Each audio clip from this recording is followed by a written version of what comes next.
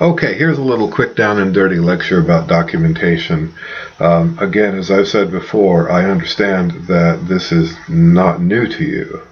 You've all covered this in English 1A or wherever you took freshman composition.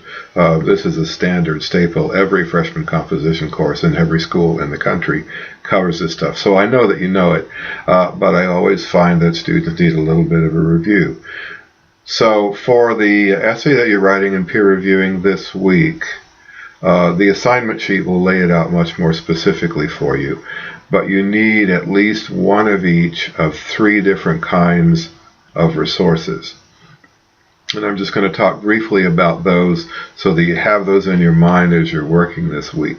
We don't need to formalize this into formal documentation until next week, but you should get some of these things in to your writing and in your mind, and then next week we'll go back and pick up the pieces. Right now the most important thing is getting the writing done and getting it peer reviewed, and we'll concern ourselves more specifically with documentation next week.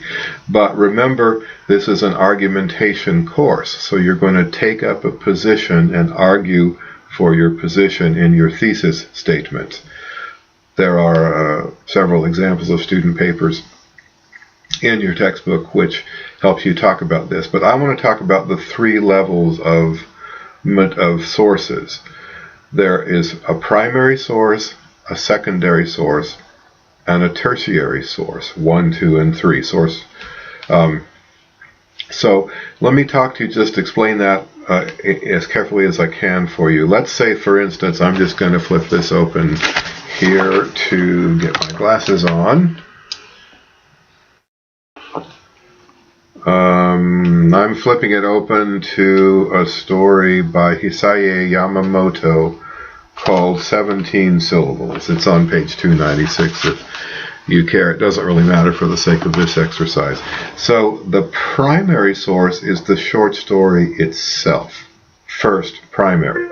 So if you pick one story to analyze, your one primary source will be the story itself. If you pick 3 short stories to analyze, you'll have 3 primary sources.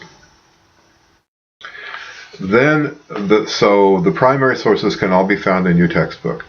Then you're going to need 1 or more secondary sources, source number 2, and a secondary source is anything that comments on the primary source.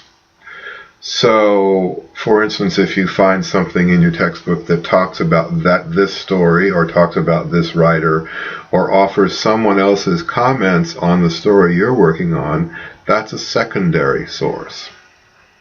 Okay? And the best way to find both your secondary source and your tertiary source is your textbook.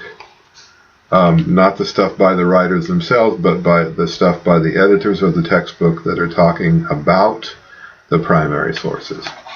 Okay, so a secondary source, again with this little story of Yamamoto, a secondary source would be something that either talked about the story or talked about the writer, or both.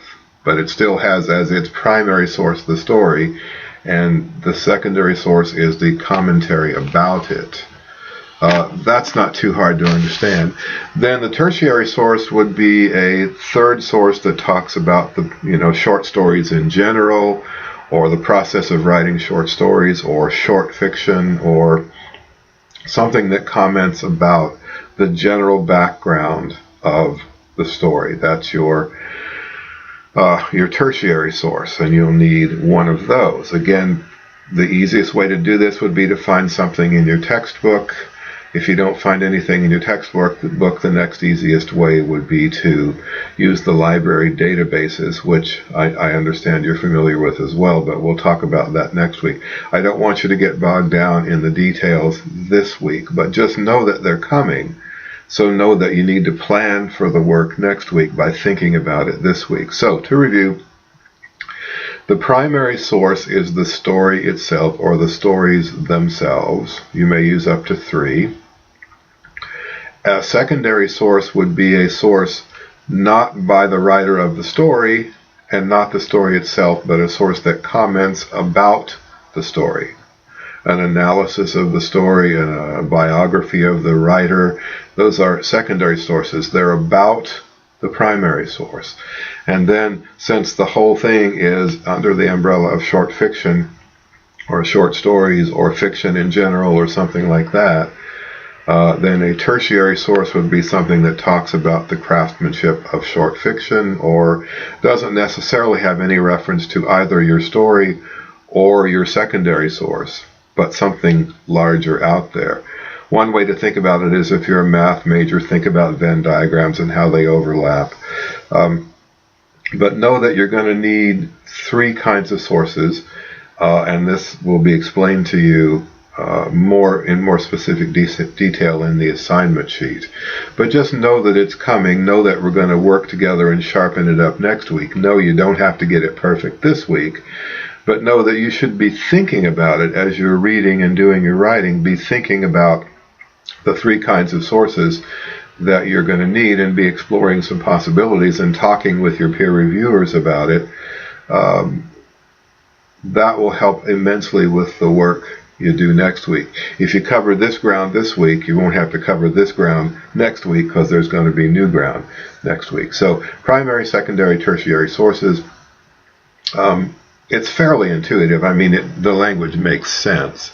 It's not some foreign tongue that we can't understand. It makes sense, first, second, and third, primary, secondary, tertiary, however you want to think about it. Okay, so just be thinking about that stuff this week. And as you're working, be sort of jotting some notes and things, or getting some possible sources that you think you can use. Again, the easiest place to find secondary and tertiary sources is your textbook. That's what the chapters are. Those are secondary and tertiary sources, not by the writers, but by the editors of your textbook. And then if there's nothing there that you can use, then we'll go out to the databases in the library, and we'll massage those a little bit and find stuff out there. Again, not terribly complicated, especially if you understand the discrete pieces of it. 1, 2, 3, primary, secondary, tertiary, however you want to think about it. Okay, so I'm going to leave you to do your work this week. I'll guide and help and advise as I can, but primarily the work for this week is in your hands, and you will get to manage it as you need to do. Okay, thanks, bye.